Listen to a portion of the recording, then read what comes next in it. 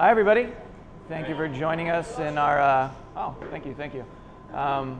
Not your first cooking demo here, but the first one since I've been here in the last couple months. So thank you guys for coming out and joining us. Super excited about our chef, Jason Neroni, our neighbor from Superba snack bar just down the street. If you guys hadn't got a chance to stop in, I think after you taste this gnocchi today, you're definitely gonna be hauling down there to check it out. Jason has been all over the place, literally, and I'm not gonna read you the laundry list, but we can name Alice Waters and Chez Panisse. He's been to El Bulli. He spent many years with Alain Ducasse all over the world, Paris, Morocco, and parts unknown, most likely. He was part of the opening team for Spago with Chef Hefter, and he has taken all that knowledge and all his travels, brought it to our neighborhood, and brought it to you here today at Google. So, without any further ado, Chef Jason Neroni of Superba Snack Bar. Come on. Hi guys, how are you? Thanks for coming. This demo won't be too long. I know some of you either have to go back to work and or having lunch at the restaurant at noon, some of you. So this is a little preview introduction. Some of you who have not been to Superba, we're right up the street between 5th and 6th. Dimmick, 5.5, or whatever you want to call it. We are a pastaria, first and foremost, with snacks as well. We make all of our pastas in-house as well as everything else. Salumi, we go to the farmer's market probably about 5 days a week. We are very local, very fresh, very seasonal. Menu changes all the time. Quite literally like 5 or 6 things this week, with more coming. We always look for whatever's available or whatever's not, it goes away. Today I'm doing a gnocchi dish. A lot of people look at a gnocchi and they're like, oh, it's so tedious, it's really hard, it's, oh my God, I can't make it. You know, they go and they buy this stuff from like, at the stores, it's like rubber band balls, you boil in water. What I'll show you today, it's a very, very simple, very easy process to get through with this. It's probably no more than 4 ingredients and shouldn't take you more than an hour to put together, if you ever have the time.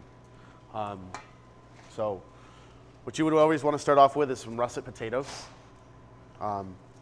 You can always make a fair amount of this and you can freeze it, put it in bags, it'll hold for at least a week.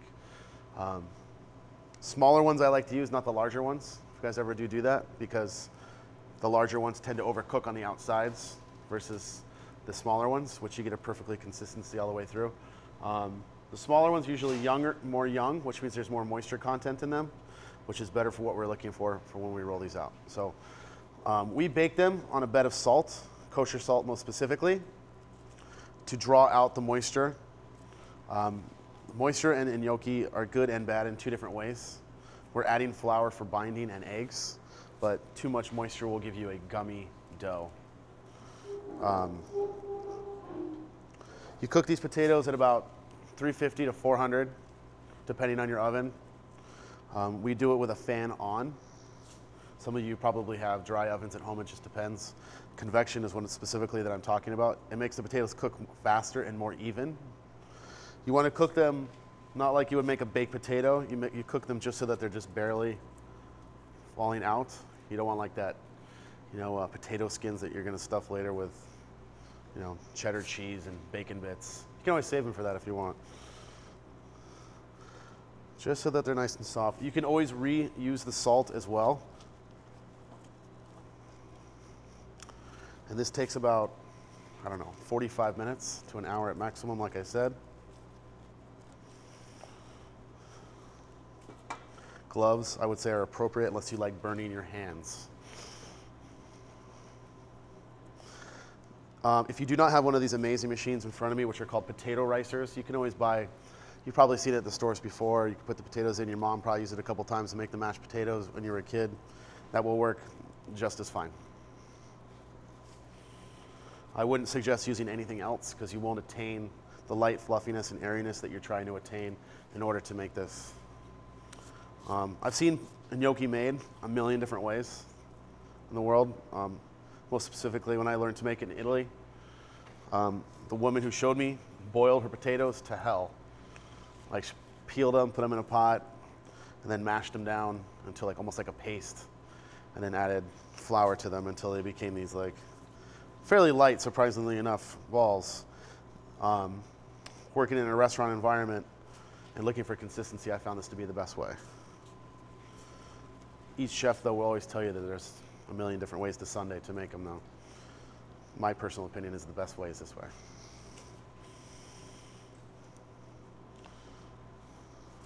Almost done.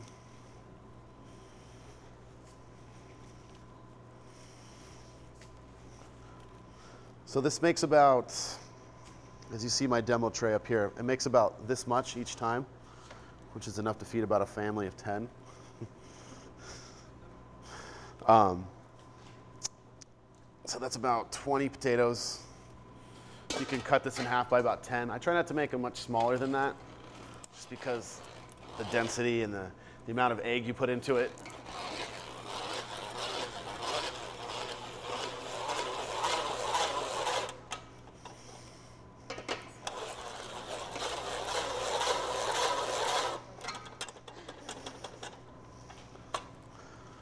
Once you have that out, they should be nice and fluffy. Also, to test if they're actually cooked all the way through, just stick a fork in it, just like the old saying goes, if you're not sure. Again, you don't want to cook them too much. And then I just like to put my hands through them and aerate them a little bit. You don't want to mix these when they're too hot, otherwise they become very gummy. So I just try to like... You don't have something like that? Like more of a food processor? Food processor would not work. It will activate the starch in there. You just basically want to break the potatoes apart to aerate them, so that once you the flour will actually bind to the like the little rice bits that come off of it. Like I say, you can buy like a $10 potato ricer, probably like at Surface or Sur La Table or one of those places. That would be my highest suggestion. They have smaller versions of this that you can find, but these are probably about $100 at a store for the professional chef at home. I highly suggest. All right, so these have cooled off a fair amount. 2 eggs.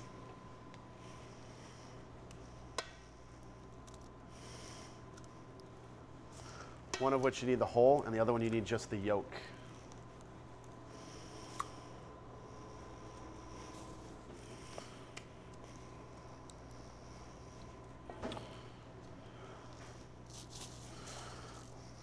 Salt, be generous. There goes your caloric intake for the day, I know, but. And about 2 cups of flour. Now, people always say, oh, well, you know, it's a recipe, it should always be the same. It's not, it's never the same. It's close, but it's never exactly the same. Potatoes have different starch contents, different water contents. It's about 2 cups. Could be less, could be more. So the best way to always do this is to start with less. I know that my hand holds about a cup of flour after making this recipe about 50 million times. And again, this is about, if you ever go to the store and you buy these things, this is 2 cups exactly right here. When I do it at the restaurant, I measure it out exactly as 2 cups. And I would say 95% of the time it works. Now, when you do it, you don't want to like push down and crush your potatoes.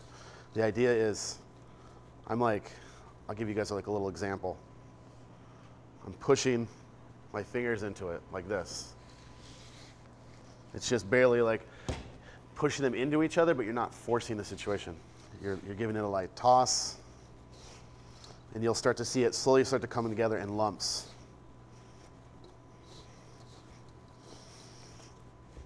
Once you see that, you can start to push them together, and they start to bind together.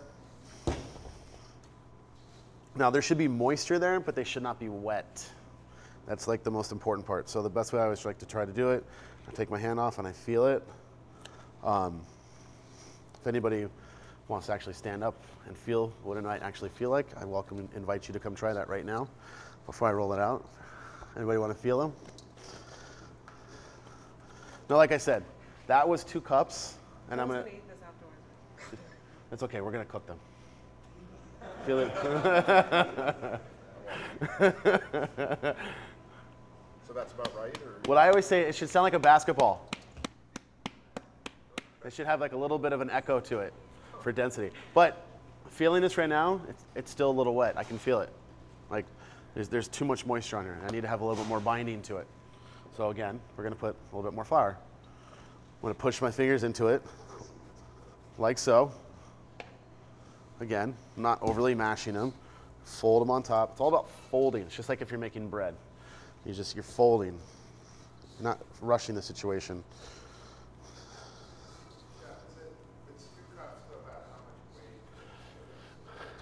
For this, this was about 20 potatoes, so you could do about 1 cup. So about 1 cup per 10 potatoes. 1 egg per 10 potatoes. You don't want to, like I've always seen recipes with too many eggs. The potato, the egg is acting just as a vessel, as like an emulsifier. You don't need too much. It's more about the potato than it is about the flour. Generously and liberally flour your surface. At this point, you probably want to get rid of your gloves.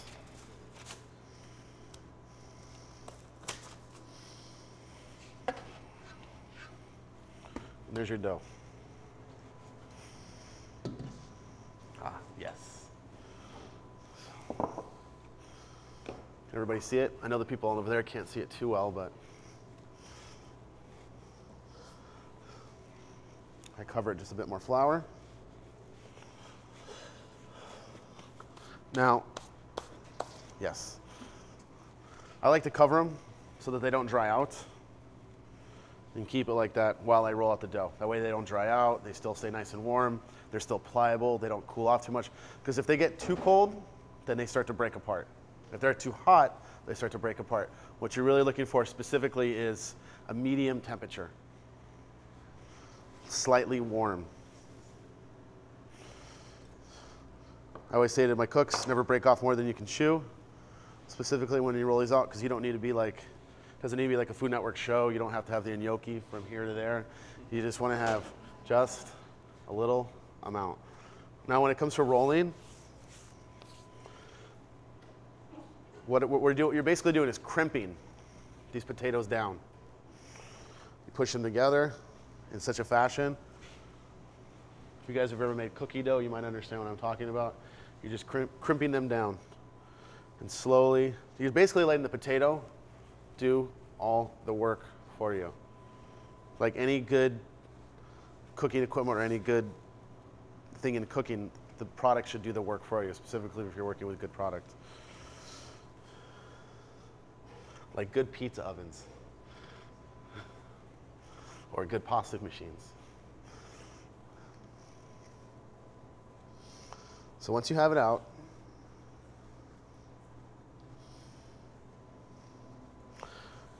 again, like I said, you don't have to bite off more than you can chew. You have a nice little dough ball right there. Take your knife. I always say to measure about half a thumb's length.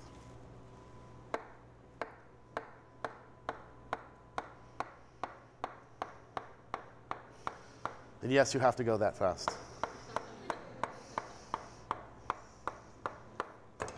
There are different ways people do these. You've probably seen in a million restaurants. We do it at our restaurant as well. You could do this with any at-home. We call them like the sauce catcher. This is why you're like in a restaurant, like, why do they do that? When you see them go like this, and they have like the little indentations on the back of them, it's because when you toss them in the sauce, you want the sauce and everything to catch onto the pasta. The Italians like to do that more than the French. I don't know why. I find most French people like to do that. Preferential treatment. You can also put dimples in them, as so, all the way down. And that's also a good way of sauce catching if you don't feel comfortable enough of rolling them off the back of a fork or the front of a fork.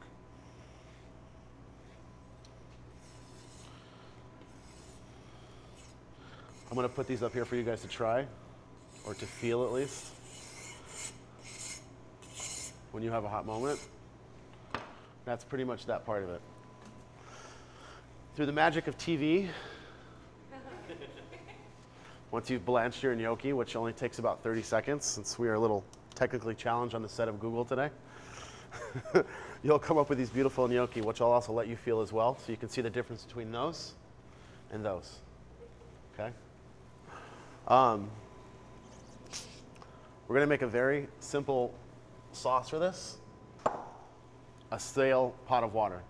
There's this really amazing book called the French Laundry Cookbook, where he has a great section on it's called Big Pot Blanching.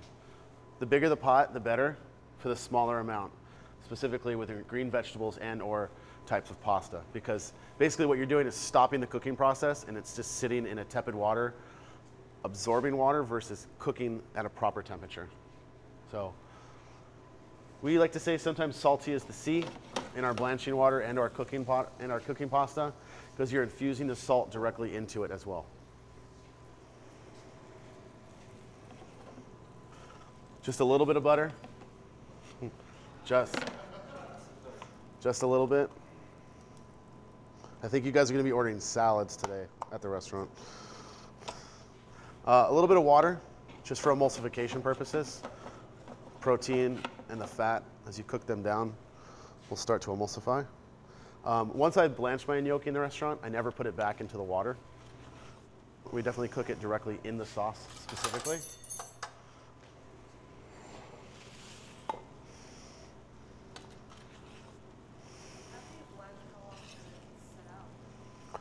You can hold these for about a week.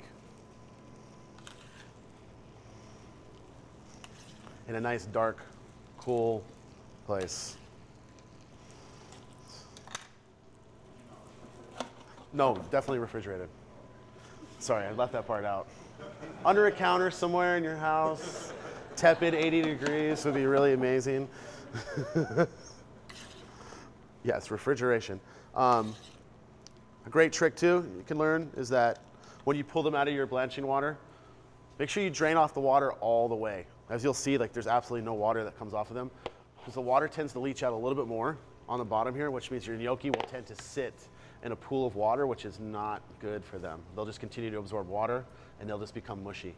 I like to take them out, I put them in a draining pan, I let them drain completely for like a couple of minutes until all the water you can tell is completely dropped off, and then we add olive oil to them. Toss them in the olive oil. That way that prevents sticking. I mean, there's always going to be a little bit of residual starch. That's always going to keep them together, but you can see like these have been together for now since yesterday morning. You just give them a little bit of move and they start to break apart.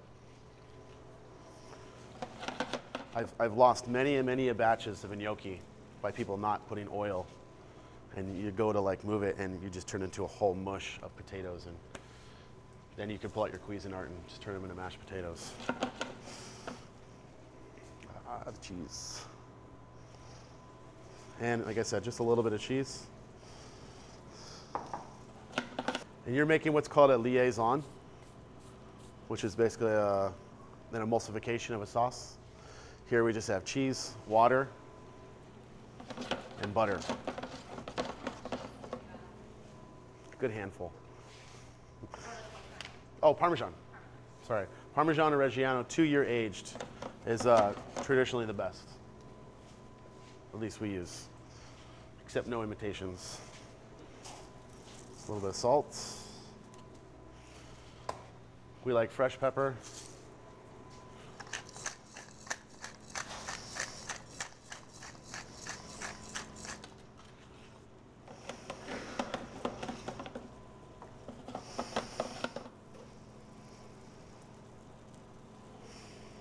Put a couple more.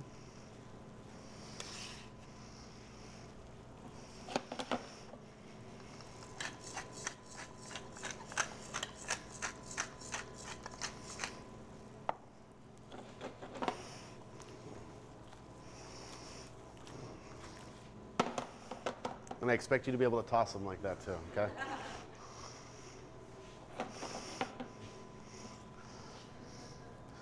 So these are pretty much done.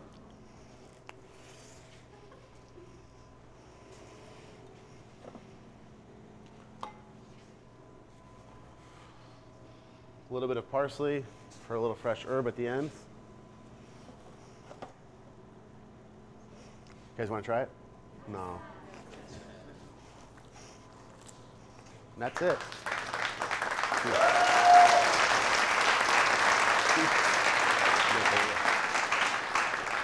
I'll make another batch for those who want seconds.